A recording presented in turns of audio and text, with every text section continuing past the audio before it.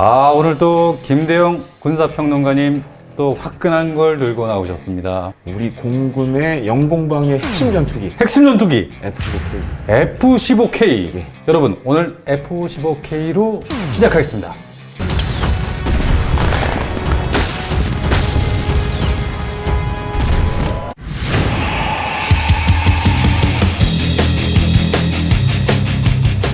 F-15K 전투기는 네. 우리 공군의 차세대 전투기로서 네. 2012년까지 총 60대가 도입됐어요?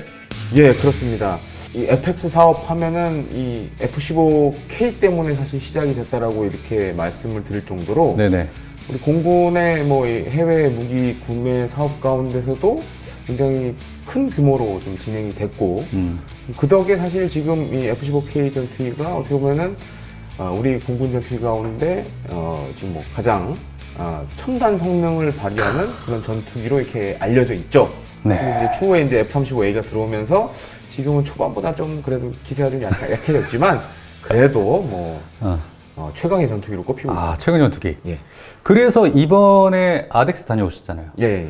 거기서 또 보잉 관계자를 만나셨다면서요? 예, 아무래도 그 최근에 이제 밀덕분들이 이제 가장 관심을 많이 네네. 갖는 것 중에 하나가 바로 이제 미 공군이 새로 이제 구매한 F-15EX 이글2라는 전투기에 이제 관심 많이 갖고 계신데요.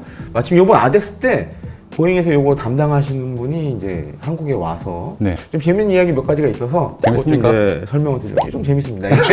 아니 댓글에서 예. 제가 재밌습니까? 물어보면 예. 왜 그런 걸 물어보냐고. 재밌는 내용 많이 준비해야죠. 그죠? 예, 그 구독자분들 만나는데. 예. 그래갖고 만나셨는데 예, 그래서 지금 사실 우리 공군 F-15K도 도입된 지 좀 됐어요. 시간이 많이 흘렀죠.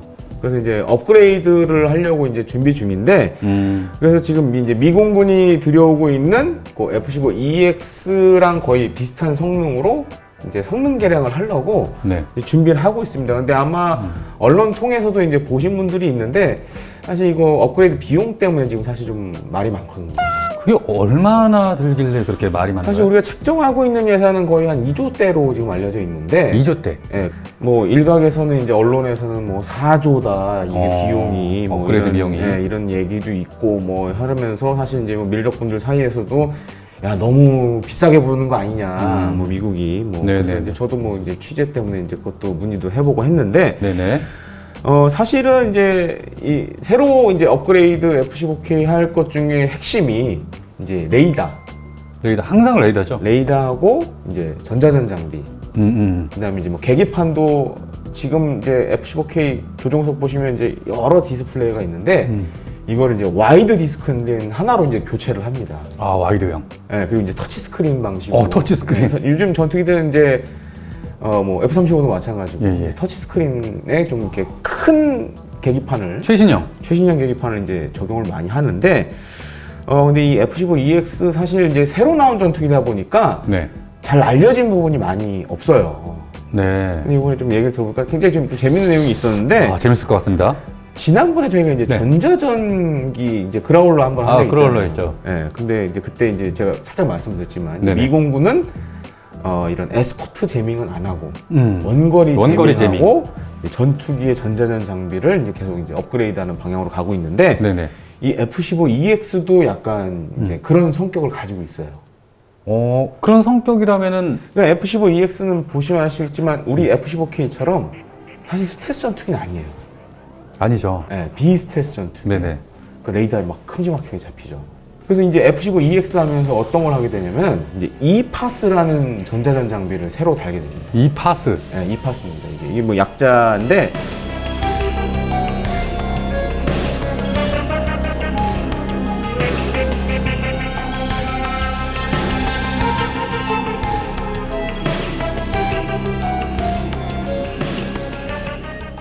F-15EX에 장착되는 레이더가 APG-82V1이라는 레이더가 장착이 됩니다.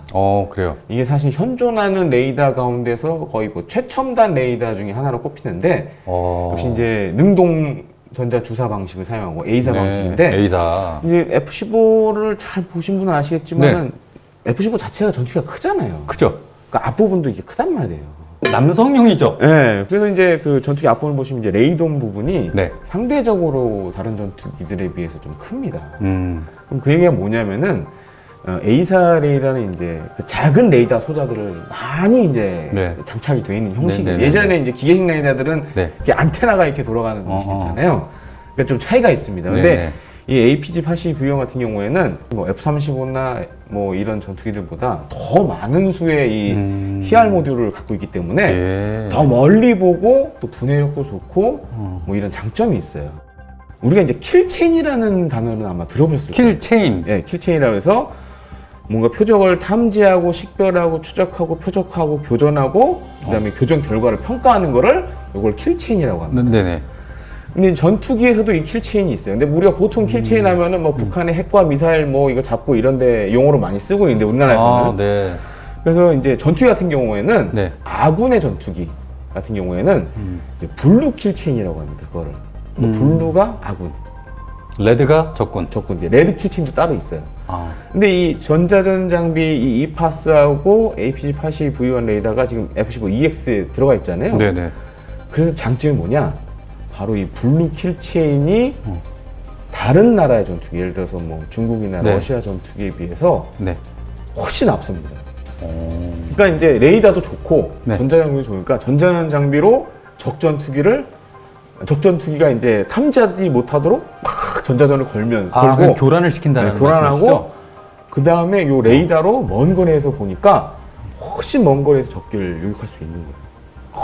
그런 장점이 이제 이 F-15EX에 생겼고, 요게 이제 우리가 F-15K 성능 개량에 그대로 이제 적용이 될 예정입니다. 그러니까 우리 공군의 요구 사항이 다 더해진 거죠? 그렇죠, 그렇죠. 그래서 그리고 또 한 가지가 그 임무 컴퓨터가 있어요.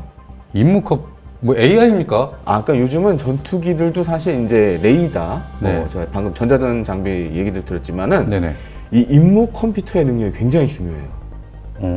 왜냐면 이제 그런 정보들을 받아들여서 처리하고 뭐 무장도 이렇게 하고 하려면은 그 컴퓨터에 최신형 나오듯이 네네. 그런 식으로 전투기에 장착되는 컴퓨터들도 성능이 계속 좋아지고 있어요. 아. 근데 그거의 끝판왕이 바로 이 F-15EX에 들어가는 이 임무 컴퓨터라고 할 수 있는데 요것도 이제 우리 공군의 F-15K 성능 개량 사업에 이제 그대로 적용이 됩니다.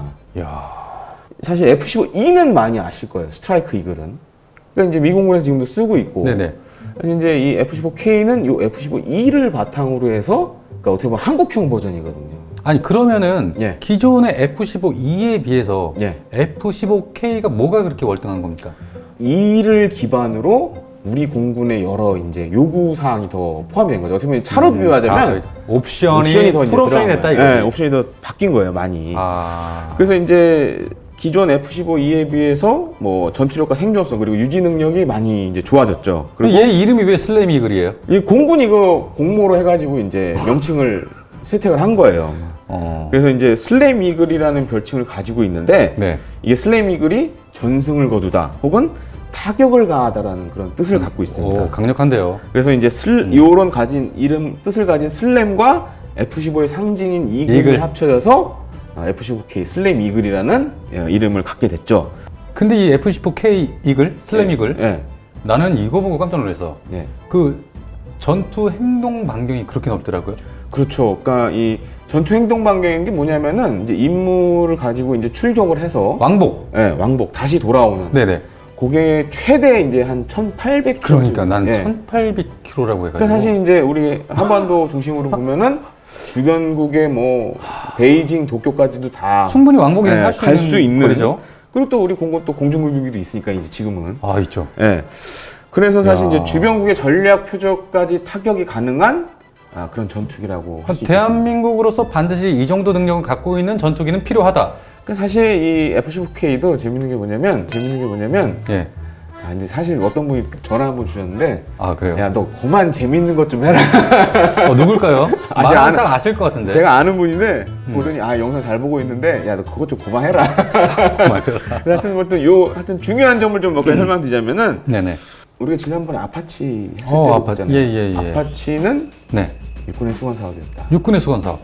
근데 이 F-15K도 사실 공군의 수건 사업이다. 네, 공군의 수건 사업이었어요. 사실 이제 그 FX 사업을 좀 돌이켜 보면 이제 우리나라의 F-15 전투기 있잖아요. 네네. F-15E 말고 그냥 A, B, C, D형들. 그게 처음 우리나라에 왔던 게 1980년대 초인가 그래요. 미공군의 이제 F-15 전투기가 우리나라에 왔던 네네네. 우리 공군이 그때부터 저거 우리 사야 돼. 갖고 싶다. 그때부터 그랬어요. 갖고 싶다. 네. 그래서 이제 어떻게 보면 우리 공군은 F-15K를 통해서 그런 꿈을 이제 이룬 거죠. 이뤘다고 이제 얘기할 수 있겠죠. 이야. 지난번에 한번 천모했었잖아요. 네네. 그래서 제가 이제 우리 군은 화력덕후라고 했는데, 화력덕후죠. 육군 화력덕후라고 했는데 우리 공군도 좀 마찬가지예요. 잠깐. 그러면 네. 알고 보면 대한민국 공군도 화력 덕후다 이 말씀이십니까? 그렇죠. 이야. 그래요? 그러니까 재밌는 게 뭐냐면 공대지 임무 있잖아요. 또 미사일에 또 특별한 것들이 달리는구만. 네, 그러니까 공대지 임무 관련돼 가지고는 예. 대만, 한국, 일본 이렇게 세 나라 딱 비교를 해보면 네. 우리 공군이 최고. 또 탑입니까? 최고예요. 그래서 이제 사실 이 F-15K 전투에도 이제 그런 마인드가 사실 들어가 있거든요. 네. 그래서 이제 F-15E 전투기 같은 경우에는 사실 이 장거리 공대지 미사일이 없어요. 없어요? 네, 장착을 운용을 안 했어요.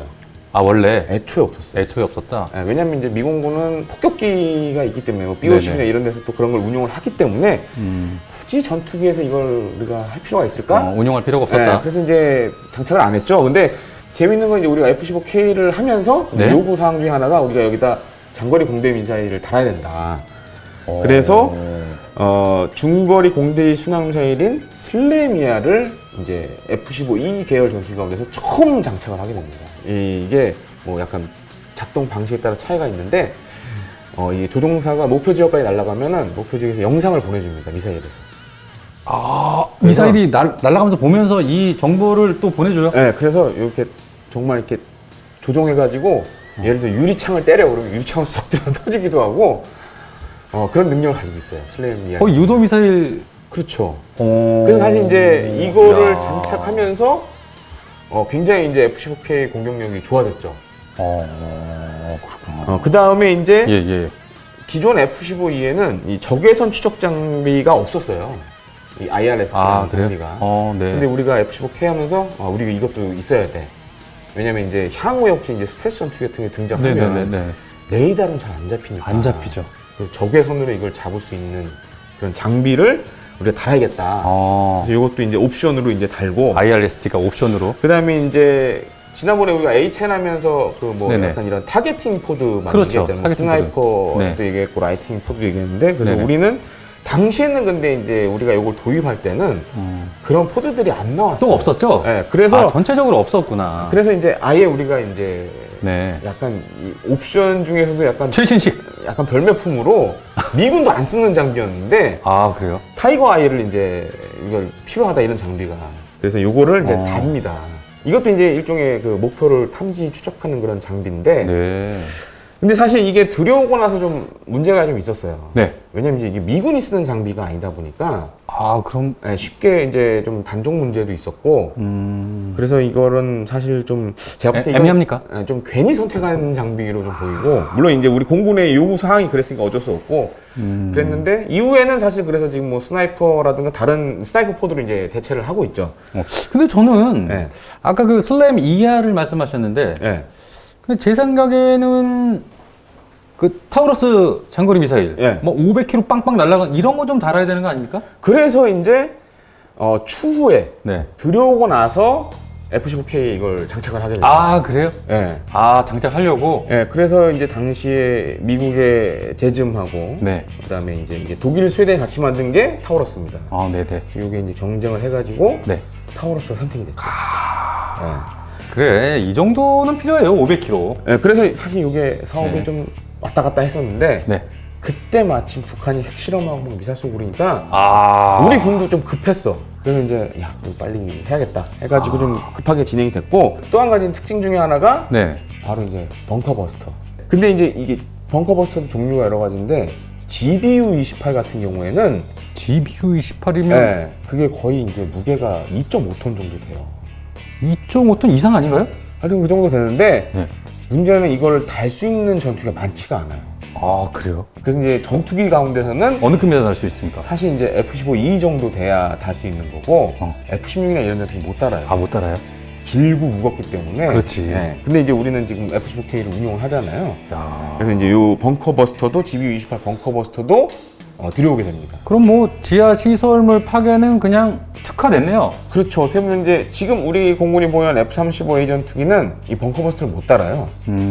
왜냐면 이제 그 내부 무장창에 들어가지도 않고 밖에도 달기에 또 너무 무겁고 길고 그런 예, 문제가 예, 있는데 예. 그래서 사실 우리 공군의 F-15K 공군에 있는 전투기 가운데서는 F-15K만 유일하게 여기 탈 이 수 있다. GBU-28을 또 운영하고 있고 또 한 가지로는 이 GBU-28 벙커 버스터도 사실 전 세계적으로 쓰는 나라가 많지가 않아요. 아 그래요? 예, 그러니까 미국, 뭐 이스라엘 뭐 이 정도 하고 있고 서너 손가락에 드는 나라들만 쓰는 그런 좀 무장이라고 할 수 있습니다. 이 벙커버스터 능력은 거의 저기 후세인 잡으러 갈 때 걸프전 때 처음 썼었죠. 많이 썼던 거죠? 걸프전 때 이제 F-111 전폭기에서 처음 사용했었죠. 그래서 그때 이걸 어떻게 만들었냐면 이 이라크 공군기지에 이 쉘터들이 있을 거 아니에요? 네네네. 콘크리트 쉘터들. 네네네. 기존에 이 뭐 2,000파운드 이런 걸로 관통이 안 되는 거예요. 택도 없었죠. 예. 그러다 보니까 이제 큰일 났네. 이거 뽀개야 되는데. 그래서 이제 아이디어를 내게 되죠. 그러니까 우리 육군 자주포로도 쓰긴 썼는데 아, 그래요? 8인치 자주포가 있어요. 아 8인치 자주포가 이제 거의 203mm 정도 되는 건데 요 M110 계열이 이제 8인치 자주포인데 요 자주포의 포신을 띄어다가 이걸 만드는 거예요. 이 벙커 그러니까 뚫고 들어가서 터지는 폭탄을 8인치 그 자주포 포신을 띄어다가 미국에서 급하게 만들어요. 아, 그걸 이용해서. 네, 그래서 이제 그것도 그걸로 아이디어네. 처음 이제 걸프전 때 사용을 하고 그 이후에는 이제 제대로 만들었죠. 그래서 이제 GBU-28이 뭐 미국뿐만 아니라 우리나라 여러 몇몇 나라에 쓰고 있는데 그만큼 좀 이렇게 아주 특수한 그 벙커버스터라고 할 수 있겠습니다. 야 그래요. 그 다음에 이제 공중정원 능력도 상당한데 우리 공군 전투기 가운데 처음으로 요 JHMCS라고 해서 그러니까 헬멧 장착 시연 장치를 이제 처음 들여와요. F-15K. 그래서 이제 요게 장점이 뭐냐면 우리가 이제 사인드 와인드 아시죠? 네네네. 그 중에서 이제 AM9X라고 아 네, 그거를 이제 사용할 때 이걸 이 HMD랑 헬멧을. 결합을 하면 그러니까 보통의 기존의 이제 사인드 와인더들은 보통 전투기 뭐 정면 후면 이렇게 보통 정면 쪽으로 많이 이게 조준한단 그렇죠, 말이에요. 그렇죠. 근데 얘는 헬멧 조준 장치가 있으면은 후면도? 측면 이렇게 만약 전투기 이렇게 날아오잖아요. 네네네네. 이렇게 이렇게 하잖아요. 네. 그럼 이 옆에 보고 누른대.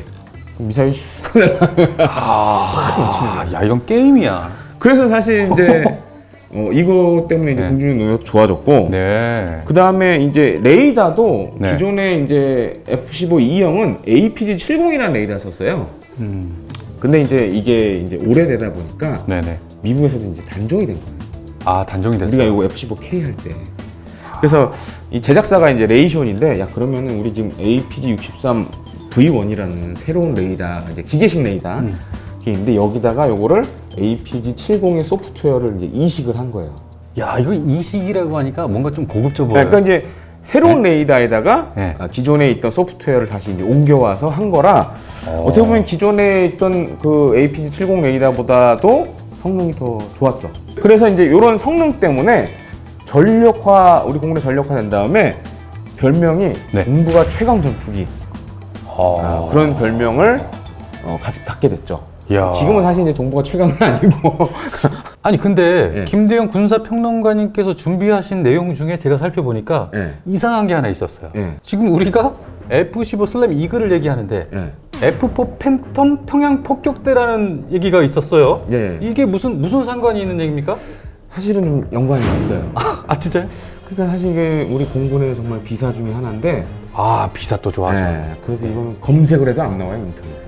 아 그래요? 네. 아, 야 이거 비하인드 스토리다. 저도 이제 그 공군 예비역들 이제 만나면서 이 얘기를 들었는데 네네네.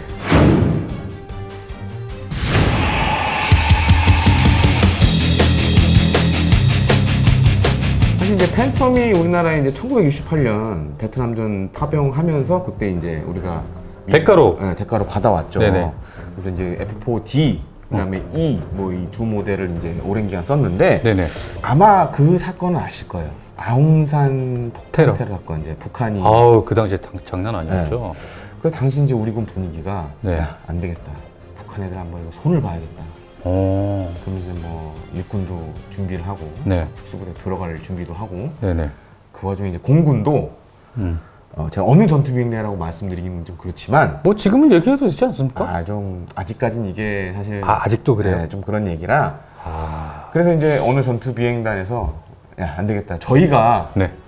평양으로 가겠습니다. 평양을 폭격하고 오겠습니다. 밀고 오겠습니다. 네, 그리고 이제 그런 준비들도 사실 하긴 해요. 어떤 일이 벌어질지 모르니까. 네, 그래서 그런 약간 우리로 치면 TF 같은 게 이제 만들어져요. 네네. 그래서 이제 일단 TF가 만들어지고 또 한 가지를 뭘 했냐면은 지금도 우리 팬텀 F4E 팬텀에서 쓰는데 네. 1984년에 ABQ26 페이브 택이라는 네. 요 레이저 목표 지시 코드를 네. 도입을 해요. 그래요. 네. 근데 이게 페이브 택 그러면 이제 아마 모르시는 분들이 많은데 이 페이브 택이 쓰였던 게 뭐냐면은 네. 1980년대에 미국이 리비아를 공습한 적이 있어요. 가다피 그렇죠. 카다피. 네, 테러 일으켜서. 네. 그때 이제 F-111 전투기가 동원이 됐는데 네. 전폭기가 네. 거기에 이 페이브 택이라는 이 타겟팅 포드가 장착이 됩니다. 당시에는 굉장히 좋은 장비였어요 이게. 그 당시에는. 네, 지금도 이제 우리 공군이 쓰고 있지만. 지금도 쓰고 있습니까? 네, 지금 쓰고 있어요. 예. 근데 이게 주야간의 뭐 레이저 유도 무기, 그러니까 우리가 이제 레이저 유도 폭탄 있잖아요. 네네. 이거 쓰는데 아주 최적인 장비였는데, 요거를 이제 그런 용도로 우리가 대북 응징용 그 팬텀 전투기에다가 이걸 장착을 했구나. 장착을 해요. 그래서 그래서 이제 사실 이제 아웅산 테러 사건 이후에 폭탄 테러 이후에 그래서 사실 전두환 대통령이 이제 말렸죠. 하지 마라.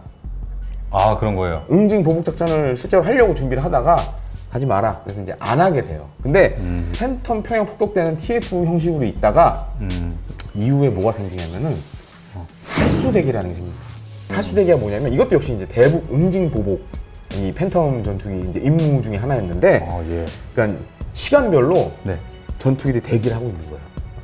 야. 그러니까 명령이 내려지면 바로 이제 북으로 날아가서 응징 보복하는 거예요. 야, 당시 공군기 조종사들 굉장히 바빴겠어요? 그리고 이제 또 뭘 하냐면은 이후에 우리가 그 이스라엘 라파엘사에서 네. AGM-142 파바이 이 중거리 지대 공대지 미사일도 들여옵니다.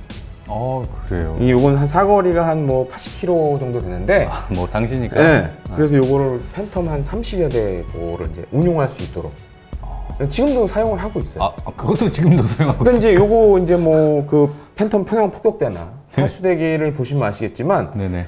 그런 일종의 DNA가 사실 이 F-15K에 많이 적용이 된 거죠. 여차하면 우리가 응징보복 할 수 있다라는 능력을 사실 이제 F-15K에도 넣었다라고 할 수 있겠습니다. 이야. 자, 그러면 네. F-15가 전폭기로 완전 변신. 네. 이거는 또 무슨 의미입니까? 우리가 F-15 이글 하면은 네. 공대공 전투에 특화된 그런 전투기로 이제 알려져 있는데, 네네네. 이 써보니까 미공군이 이제 1980년대 초에 우리가 이제 앞서 얘기했잖아요. 그 리비아 공습 때 F111? 네, 전폭기를 썼다고. 네. 이제 그게 대체할 시점이 왔어요. 80년대 초에. 그러면서 공중전과 공대지 임무를 겸비한 이중 임무 전투기 이제 개발 계획이 시작이 됩니다. 네. 그러면서 이제 지금은 로키드 마틴사인데 과거에 제너럴 다이나믹스가 네. F-16XL이라는 모델을 이제 제안을 하고, F-16. 네, XL인데 우리가 알고 있는 F-16하고 좀 달라요. 그게 다른 거죠. 델타 이게 삼각 날개를 가지고 있어요. 그 옛날 과거 스텔스 느낌. 약간 이제 뭐 삼각 이걸 가지고 있는데, 네네네. 그래서 여기에 맞대응해서 맥도날드 더글라스는 복자형 F-15B를 기반으로 해서 F-15E를 제안을 합니다. 그래요. 그래서 이게 경쟁을 막 하죠. 네. 그래서 84년도에 미공군이 네. F-15 E형 전투기를 선정을 해요. 땅땅땅. 네, 그래서 거기에 스트라이크 이글이라는 이름을 이제 딱 달게 됩니다. 이야. 그러면 제가 알기로는 F-15 전투기가 1991년 걸프전부터 시작해서 2011년인가요? 네. 리비아 공습 작전 네. 오디세이. 네. 걸프전 당시에는 네. 가장 위험한 지역을 폭격하는 임무에 이 F-15E가 동원이 많이 돼요. 그러니까 예를 들어서 아무래도 적 공군기지, 비행장. 야. 가장 방공망이 센 데가 아니에요. 가장 세죠. 네, 그래서 사실 격추됩니다. 2대 정도 이제 격추되기도 하는데, 그 이제 보통 걸프전 때 이런 임무하는 걸 보면 네. 이제 막 단기로 한두 대가 막 이렇게 들어가서 그냥 막 쪽집게씩 타격하고 막 이런 걸 많이 해요. 그러니까 F-111도 사실 그랬거든요. 네네. 그러니까 미군군 예를 들어 전쟁이 났다 그러면은 초반에 들어가서 때리는 애들이 F-111이었거든요. 그 한두 대가 들어가서 한다는 거죠? 그야말로 이제 뭐 우르르 가다가 각기 흩어지면서 이제 확 들어가는 방식을 사용했는데 예. 가장 이 F-15 전투기도 그런 그야말로 이라크 군 기지 중에서도 가장 방공망이 삼엄한 지역만 공격하는 임무를 맡았어요. 에이스였군. 네, 그래서 이제 뭐 2대 정도 이제 격추당하긴 했는데 지상에 있던 이라크군 그런 항공기도 파괴하고 당연히 파괴해야죠. 그 다음에 그 러시아의 대표 이제 소련의 대표 공격 헬기 리그 하인드. 대표 헬기니까. 대표 공격 헬기. 네, 공식 격추 기록으로 인정을 받았어요. 야, 그런 게. 네, 레이저 유도 폭탄으로 헬기를 맞춰가지고 터뜨린 게 공식 격추 기록으로 인정을 받았어요. 그러니까 공중전 기록으로 인정을 받은 거죠. 예. 근데 2001년에 9.11 테러 이후에 이 테러와의 전쟁에서도 큰 활약을 했다고 들었습니다. 맞습니다. 그래서 아프간 이제 미군이 막 들어갔잖아요. 이제 지상에 있는 걸 제압을 해야 되니까. 그때 이제 사실 이제 가까운 기지에서 갔어야 되는데 주변에 이런 공군기지 확보가 어렵다 보니까 저쪽 쿠웨이트에 있는 F-15 전투기가 들어가서 알카에다 그다음에 탈레반 기지들을 이제 스마트 폭탄으로 정밀 타격을 하죠. 다 빠개버렸습니까? 빠개버렸죠. 야. 근데 이제 당시에 이제 2001년, 2년 이때 이제 미군이 아프간에 들어가면서 이제 알카에다를 정말 박멸해버리려고. 알카에다들이 이런 그 옛날에 이제 아프간하고 소련하고 막 전쟁을 벌이던 시기에 산악지대의 막 은거지를 많이 만들어 놨었어요. 그래서 거기를 이제 제압을 하려고 아나콘다 작전을 이제 실시를 합니다. 근데 이때 참극이 한번 일어나죠. 참극이요? 네, 어떤 일이 생기냐면은 2002년 3월 4일에 지금은 이제 로버츠 고지라고 지금 다시 명명을 했는데 블랙호크 다운에 보면 미국군 제160 특수전 항공연대 나오잖아요. 거기 이제 그 시누프 헬기에 이 네이비 실팀 요원들이 타고 헬기를 타고 이제 그 적진 깊숙이 들어갑니다. 근데 어떤 일이 생기냐면은 고지에 내리려고 딱 하는데 거기가 이 알카에다 탈레반 밭이었어? 은거지야. 은거지 밭이었어? 은거지였어. 그걸 몰랐던 거구나 전혀. 그 정찰을 좀 실패한 거죠. 내렸어요. 난리가 난 거죠. 우두두두두두두두두 막 하면서 사방에서 그래서 이제 막 추락을 하고 막 이제 난리가 났었어요. 그거는 살아남질 못했겠어요? 그래서 이제 막 구출 작전 벌이고 했는데 이때 F-15E 전투기도 이제 구조 작전에 동원이 됩니다. 근데 이제 F-15E 전투기 당시에 이제 GBU-12 이제 레이저 유도 폭탄을 장착을 하고 날아갔는데 근데 문제는 적이랑 아군이 너무 가까운 데 있다 보니까 이 레이저 유도 폭탄을 잘못 쓰면 그냥 아군까지 다 둘 다 이게 잘못됐어. 적군뿐만 아니라 아군도 피해를 입을 수 있는 거예요. 그래서 당시 이제 F-15E 전투기가 어떻게 하냐면은 F-15E 전투기에 이제 기총이 있잖아요. 20mm 벌칸포로 그 기총으로 막 지원을 해줘요. 그래서 이게 아프간 2001년도 이 아나콘다 작전 때 F-15E가 사실 요즘은 이제 지상전에 잘 안 쓰잖아요. 벌컨을. 그러니까 예를 들어 A-10처럼 A-10이면 몰라도 특화된 그런 항공기들은 이제 기총수가 뭐 많이 쓰는데 사실 요즘 F-16이나 F-12 전투기는 잘 안 쓰거든요. 근데 이게 아마 당시 아프간전에 거의 뭐 최초로 그러니까 쓸 수밖에 없었던 상황인 그러니까 거잖아요. 이제 잘못하면 아군까지 피해를 입을 수 있으니까 어쩔 수 없이 그래서 이제 20mm 벌컨을 사격해서 이제 지원하게 되고 또 한 가지로는 이제 2003년 이라크전 때는 정말 화끈한 활약을 합니다. 나는 화끈한 거 되게 좋아하는데 뭡니까 또 화끈한 거? 그 당시 이라크군의 이제 최정예 부대가 이제 공화국 수비대였거든요. 이 공화국 수비대 중에 하나가 이제 메디나 사단. 메디나 사단이 있었는데 유명하죠. 요거 부대의 60%를 날려버립니다. 그리고 이제 이때도 걸프전 때랑 마찬가지로 주로 이제 이라크군 공군기지 제일 삼엄한 데 이런 데 들어가서 지상에 있던 이라크 공군 전투기 한 65대를 또 작살을 내죠. 그게 얼마야 돈이? 그러니까 사실 이제 F-15E들의 실전 기록을 보면 공군기지에 들어가서 그러니까 이제 뭐 공중전에서 하는 것도 있지만 공군기지 들어가서 주로 이제 지상에 있는 전투기들 다 제거해버리는 공군기지를 마비시켜버리는 역할을 많이 했죠. 근데 또 제가 이런 기록을 봤어요. 104대 0 스코어. 그렇죠. 이 F-15 이글 전투 같은 경우에는 사실 그 전무후무한 기록이죠. 근데 이게 말이 됩니까? 근데 이게 말이 되는 기록이 돼버렸어요. 근데 이게 사실 전투기 한 대가 떠서 백사대를 다 유혹한다는 건 아니고 누적으로 이제 하는 건데.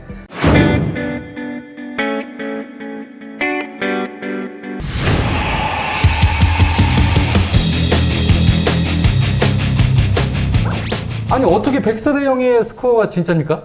그러니까 이게 뭐 전투기 한 대가 떠서 백사대를 격추한다는 얘기는 아니고요. 네네. 누적된 기록을 전체 합산해서 F-15들이 네. 이렇게 다 이렇게 합산해 보면 그 정도 된다라는 건데, 근데 문제는 이게 다 실전을 통해서 만들어졌다는 거죠. 사실 이제 6.25 전쟁만 보더라도 네네. 당시 이제 미공군의 F-86 전투기, 그러니까 6.25 전쟁은 제트 전투기들 간의 공중전이 사실상 처음으로 벌어진 그런 전쟁이었어요. 그런데 네네네. 그때 F-86 전투기하고 미그 15 전투기가 거의 한 10대 1의 격추 교환비를 기록합니다. 그러니까 세이버 한 대가 떨어지면 미그 15 10대가 떨어진다. 근데 사실 이것도 좀 논란이 있어요. 기록마다 좀 차이는 있는데, 근데 사실 뭐 그렇게 되면서 어떻게 보면 6.25 전쟁이 유엔군에 유리한 측면으로 가는데 일조를 했죠. 네. 근데 이 기록이 베트남전에서 확 깨져요. 사실 우리가 앞서 했던 그 그라울러 편에 했던 그 베트남전의 전자전 뭐 관련 얘기도 약간 포함이 돼 있는데, 네. 그러니까 F-86 전투기보다도 성능이 훨씬 뛰어난 F-4 팬텀 전투기가 베트남 전쟁에 등장을 했지만 격추 교환비가 3대 1밖에 안 나온 거예요. 그래서 야, 이거 안 되겠다. 그래서 미공군이 고민에 빠지게 되죠. 우리 이제 이렇게 가다 보면 이거는 미공군에 있어서 절대 이거 큰 문제가 될 수 있다. 그래서 아예 공중전에 특화된 전투기가 필요하다. 1965년부터 네. 그런 차세대 전투기 개발을 하게 됩니다. 또 한 가지 또 문제가 그때 뭐였냐면은 67년에 소련이 그때는 이제 정확한 정보가 없었어요. 그래서 미그 25라는 아주 무서운 전투기를 개발한 그 유명한 미그 25. 네, 얘가 마 3이다. 막 속도가. 근데 나중에 알았는데 그건 아니었죠. 그래서 안 되겠다. 그래서 이 미그 25 전투기에 대응하기 위해서 차세대 전투기 개발을 이제 시작을 하게 되는데, 네. 이제 1969년에 이제 맥도널드 더글라스, 보잉, 뭐 여러 이제 미국의 내노란 전투기 회사가 막 경쟁을 한 끝에 맥도널드 더글라스가 선정이 돼요. 네. 그래서 1972년에 CJ-1호기가 이제 처음으로 나오게 되고, 이때 이제 F-15A 이글 독수리라는 별칭이 이제 부여가 됩니다. 근데 이 F-15 전투기는 좀 눈여겨볼 게 뭐냐면 쌍발 전투기, 그리고 엔진이 터보팬 엔진, 그러니까 좀 당시로서는 첨단 엔진을 좀 달았고, 그 다음에 이제 초기에 우리가 베트남전을 보시면 아시겠지만 초기 팬텀 전투기에는 기총이 없었어요. 그 F-15에는 있잖아요. 사실 그게 교훈이 반영이 된 거예요. 그래서 20mm 벌건이 달려있어요. 네, 그래서 이제 F-15부터 야, 기총 부활해야겠다, 다시 달아야겠다. 그래서 장착을 하게 된 거고, 그 다음에 이제 레이더도 굉장히 고성능 레이더를 달게 됩니다. 그래서 예를 들어서 이제 F-4 팬텀 같은 경우에는 2명이 타잖아요. 레이더 이제 조작하는 그런 또 조종사가 있고, 그 다음에 이제 전투기 조종하는 조종사가 이렇게 2명이 탔는데, 그때 당시만 해도 기술이 안 좋아서 사실 이제 그렇게 됐었거든요. 근데 이제 F-15에서는 레이더 조작하는 인원이 필요 없이 전투기 조종사가 다 할 수 있게끔 어떻게 이제 기술이 발전되면서 그렇게 된 거죠. 그래서 이 APG-63 레이더 같은 경우에는 당시에는 그야말로 최고 성능 레이더였어요. 그러니까 100km 이상 떨어진 적기를 조기에 탐지하고 다수를 유혹할 수 있는 그런 능력까지 있었고, 또 한 가지로는 F-15 전투기는 이륙 직후 60초 만에 10,000m까지 상승이 가능한. 10,000m요? 네, 확 올라가는. 왜냐면 이제 사실은 공중전에서 가장 중요한 게 뭐냐면 하늘 위에서 누가 먼저 자리를 잡냐가 굉장히 중요해요. 그렇지. 네, 그래서 그런 능력이 필요해서 이런 또 기능을 또 집어넣었습니다. 꼬리 잡기에 잡히면 안 되니까. 아니 근데 제가 듣기로는 미 공군보다 이스라엘 공군이 더 큰 활약을 했다라고 저는 들었어요. 맞습니다. 사실 이제 이 F-15가 재밌는 게 뭐냐면 실제 이제 미공군이 만들어졌잖아요. 네네. 근데 이게 활용을 한 거는 이스라엘이요? 이스라엘이 더 잘 썼어. 그래서. 네, 그리고 이제 실전도 이스라엘이 먼저 했고. 그래서 이제 1975년에 그 F-15가 사실 이제 어떻게 보면 당시 미국에서 봤을 때는 가장 고성능 전투기 아니에요. 지금 F-22 같은 전투기거든요. 근데 이거를 역시 이제 이스라엘에 먼저 판매를 합니다.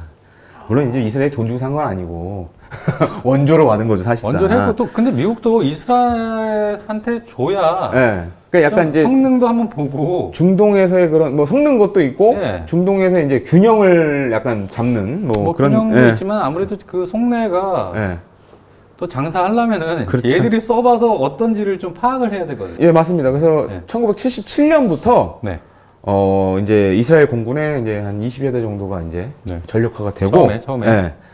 그래서 이제 1979년에 실전이 이제 벌어집니다. 드디어. 예, 실전이 벌어져요. 네. 그래서 이스라엘 공군 이제 F-15AB형 전투기들이 실전에 참가해서 네. 최초로 네. 실전 기록을 작성하게 되죠. 어떤 실전 기록일까요? 그래서 당시에 이제 이 시리아 공군하고 공중전에서 시리아 공군 전투기 50여 대를 격추시킵니다. 시리아의 공군 전투기의 주종이 뭐 뭐였습니까? 미그 21, 뭐 미그 23, 뭐 여러 가지 주로 다 미그 계열들. 예. 그래서 50여 대? 네, 50여 대 격추. 그것도 이제 F-15는 한 대도 격추가 안 돼요. 아, 이게 놀랍네. 네. 한 대도 격추 없이. 네. 그래서 그러면서 이제 전설이 시작된 거죠. 그때부터. 그리고 이제 이스라엘 공군 F-15 전투기 중에는 네. 이거 아마 유튜브에도 영상으로 있는데 날개 한쪽이 떨어졌는데도 비행하다니 날개 한쪽이 이제 어떻게 잘못되어 떨어졌는데 살아 돌아왔다고요? 살아 돌아왔어. 전투기가요? 전투기가. 아니, 전투기가 그게 가능합니까?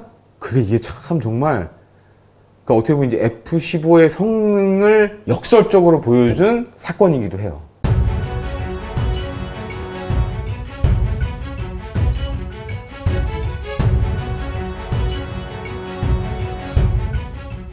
Believe it or not. 예, 맞아요. 딱 적절한 표현입니다. 예, 그죠. 예. 그래서 이제 2008년까지 뭐 F-15 전투기가 걸프전에도 참전하고 뭐 여러 그야말로 공중전에서 단 한 대의 손실 없이 104대의 적기를 격추한 그런 전설을 세우게 되죠. 그래서 104대 0이다라는 네, 104대. 스코어를. 그러니까 이제 사실 뭐 우리가 그런 표현 많이 하잖아요. 네네. 13대 0, 뭐 그렇죠. 13대 1, 네네네. 뭐 이런 표현 하는데 네. 104대 0. 이건 뭐 레전드죠, 레전드 거의. 그럼 여기서 네. 한 가지 또 제가 질문드리면 F-14가 셉니까? F-15가 셉니까? 그러니까 이게 참 아이러니해요. 진짜 아이러니해. F-14도 뭐 공중전 기록이 없는 건 아니에요. 네네네. 과거에 이제 뭐 시드라만 사건이나 이제 리비아 관련된 전투 교육도 하고 있는데 네. 이상하게 하여간 이 전투기 모양새는 사실 저희 톰캣이 멋있지만 그렇죠. 실제 실전 기록은 네. F-15한테 게임이 안 돼. 좋아. 여기서 네. 김대용 군사평론가님께 네. 선택의 기회를 드리겠어요. 네. 이건 가질 수 있는 거야. 가질 수 있다. 자, 너 네. F-14 가질래? F-15 가질래? 네. 자, 네가 가지면 이거 자가용으로 줄게. 예. 자, 저는 F-15죠. F-15죠. F-15입니까? 예. 그러니까 14도 물론 매력이 많은 전투기지만 네네.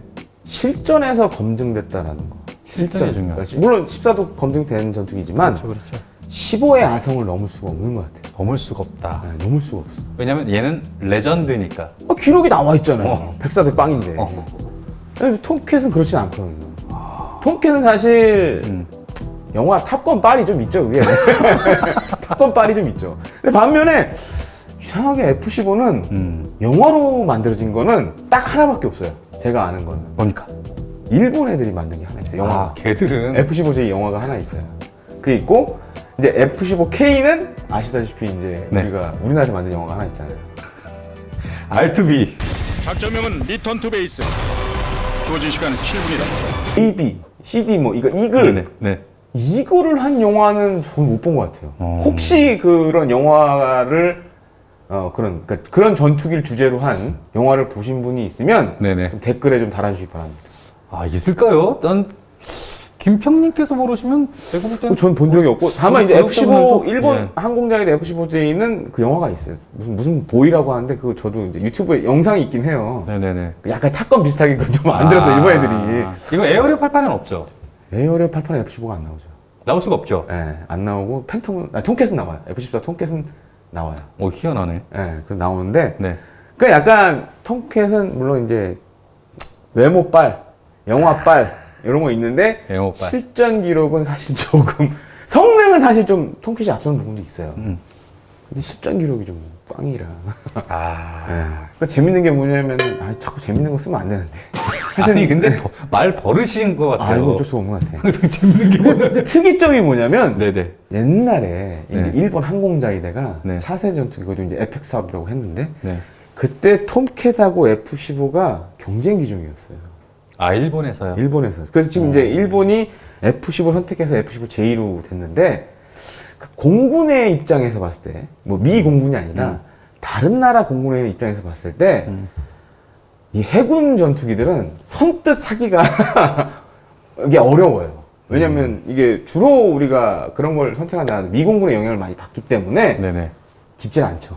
그럼 우리도 마찬가지였을 거예요. 만약에 우리가 뭐 톰캣이 우리 에펙 사업에 들어왔다. 만약에 그래도 고르진 않았을 거예요. 아 역시 예. 해군 쪽보다는 그리고 이제 한미 연합 작전 할 때도 우리 카운터 파트는 이제 미공군이니까 이제 그런 문제도 있고 해서 사실 이 톰캣이 미 해군이 쓰다 보니까 이제 마이너스 요소가 있어요, 사실. 아 그렇습니다. 자 여기까지 검증된 전투기 슬램 이글을 또 얘기해 봤는데요. 여러분도 어떻게 좀 재밌게 다들 보셨는지 모르겠습니다. 재밌게 보셨다면 좋아요와 구독 꼭 눌러주세요. 꼭 좀 부탁드리겠습니다. 부탁드립니다. 재밌게 보셨으면서 꼭 좋아요 안 누르시는 분들 계시더라고요. 한 번씩 눌러주세요. 또 한마디의 칭찬의 댓글이 저를 또 힘을 나게 해서 더 좋은 방송 만들 수 있으니까 여러분 많은 격려 부탁드립니다. 자 여기까지 F-15K 슬램 이글 김대영 군사평론가님과 함께 했습니다. 여러분 감사합니다. 다음 시간에 또 만나요.